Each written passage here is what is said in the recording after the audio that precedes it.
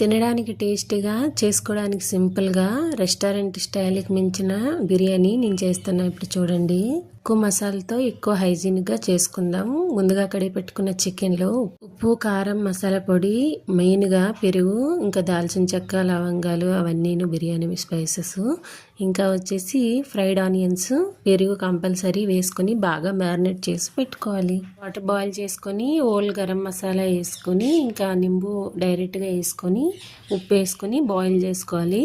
ఇంకా యాజ్ యూజ్గా నానబెట్టుకున్న రైస్ వేసుకొని, ఇంకా బాయిల్ అయ్యాక లేయర్లు వేసుకోవడమే. మెయిన్గా అండి, ఇలా మనం ఇంట్లోనే ప్రిపేర్ చేసుకొని తింటే చాలా హెల్త్కి మంచిది. అడ్డంగా ఊర్ల మీద పడి డబ్బులు వేస్ట్. ఇంకా నేనైతే ఒకసారి నా ఎక్స్పీరియన్స్ చెప్తాను. ఒకసారి రెస్టారెంట్కి వెళ్ళామన్నమాట. నాకు వాష్రూమ్ వచ్చిందని వెళ్ళాను. వాష్రూమ్కి వెళ్తే అక్కడున్న వెనకున్న గలీజ్ని చూసి నేను వచ్చి తినలేకపోయాను. ఇంత దరిద్రాన్ని మనం కొనుక్కొని తింటున్నామా అన్నట్టు అయింది నాకు. అక్కడ ఉన్న చెత్తా చెదారము, అక్కడున్న వాష్రూమ్కున్న దరిద్రం, ఇంకా నేనైతే అనిపించింది వీళ్ళు వండిన ఫుడ్డా మనం తింటున్నామా అనేసి. అందుకే చెప్తున్నాను, వీలు ఉన్నంత వరకు ఇంట్లో ప్రిపేర్ చేసుకొని తినండి హైజీనిక్గా. ఒకవేళ మీకు నచ్చినట్టు తోచినట్టు చేసుకోండి, టేస్ట్ రాకపోయినా పర్లేదు, నెక్స్ట్ టైం ట్రై చేయండి.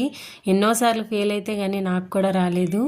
నేను చేస్తున్నట్టుగా కంపల్సరీ ట్రై చేయండి. నేను 2 minutesలో వీడియో ఎడిట్ చేశాను. కావాలంటే లాంగ్ వీడియో కూడా ఉంది, లాంగ్ వీడియో కూడా చూడండి. ఇలా ఒక్క చికెన్ బిర్యానీ కాకుండా పన్నీర్ బిర్యానీ, మష్రూమ్ బిర్యానీ, వెజిటేబుల్ పులావ్, ఇలా రకరకాలు చేసుకోవచ్చు.